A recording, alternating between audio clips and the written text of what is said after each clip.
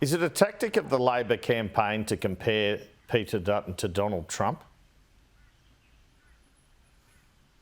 Look, I've been noting carefully Peter Dutton saying this week, posturing that if he'd gone to the White House, he would have gotten a different outcome when Anthony Albanese and Australia secured, no one got a better deal than us. And I honestly think, having seen the posturing that Peter Dutton does, but then failing to back it up with any kind of policy credibility, the only thing that Peter Dutton would have secured if he'd gone to the White House would have been an autograph and a selfie. But is it a campaign tactic of Labor to draw out these similarities between Peter Dutton and Donald Trump? Honestly, Andrew, I've been door knocking in my electorate in 3 different suburbs this week, and it's not a tactic of mine. It's something people are saying to me on the doors. They see it. People spot it. People spot the mimicking of policies. People see what's happening overseas.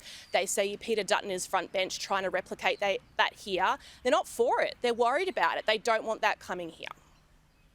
So the opposition has its own policy announcement today, cutting the number of international students from 320,000 to 240,000, trying to get on top of the housing crisis.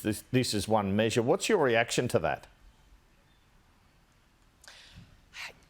This is a policy that Peter Dutton said he would vote against in the Parliament only months ago. And now today he says he's got that policy back as his policy offering for the election campaign. Just like Peter Dutton, when he was there, when they decided to flog it off and he's decided he wants to buy it back. International students, he said that he would block our legislated caps on international students. Now he's woken up today and said he's got this great idea. He is all over the place like an Easter egg hunt. And it's not good enough. It doesn't give us credibility. It doesn't give us someone who's ready to govern. And I think people see that. They see someone who's not ready for the lodge, or Kirribilli, as he's made very clear. And let me tell you, I think Queenslanders have been pretty stunned. He may be the first ever Queenslander who's voluntarily signed up to support New South Wales at state of origin and to choose to live at Kirribilli. Now, you mentioned the Port of Darwin before, but Peter Dutton's come out with a clear policy on taking the lease off the owners. The PM then came out and said, I've been trying to find a buyer. That's slightly different. Was it a bit cheeky to essentially try to trump the coalition announcement?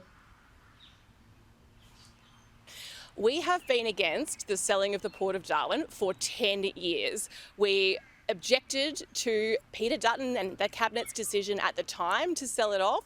We still object to that decision. And now Anthony Albanese has come in and say what he would do to try and fix Peter Dutton's problem. It beggars belief that Peter Dutton is trying to take credit for a problem that he caused in the first place. Whatever specifics he wants to throw up, his credibility is in tatters on this. He was the one that sold it off in the first place. He should take responsibility for that. Are you concerned about this issue of who is more equipped to stand up to China hurting Labor?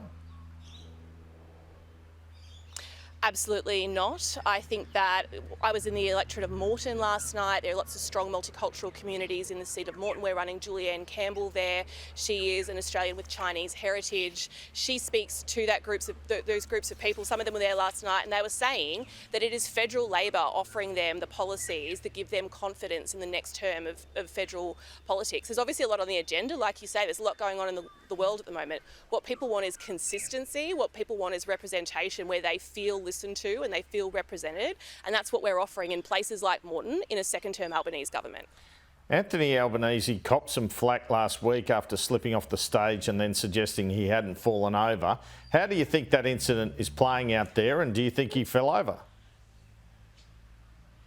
You are the first person to bring it up with me. Genuinely. If Labor is re-elected, Anika Wells, would you like to continue serving as aged care minister or move on to another portfolio? As we've talked about before, Andrew, I worked in aged care when I was at uni. My mum worked in aged care for 15 years. It has been such an honour to return to a sector that is so desperately neglected over so long and try and put it in, set it up for the future, to put in place the reforms that are needed for the future. I'm really proud of how much we've accomplished together this term in aged care. There's plenty to go. There's all of our new reforms are kicking in 1 July, and we're furiously busy on those implementation processes. So it would be an honour to continue working on those reforms and seeing those things through. Anika Wells, thanks so much for your time.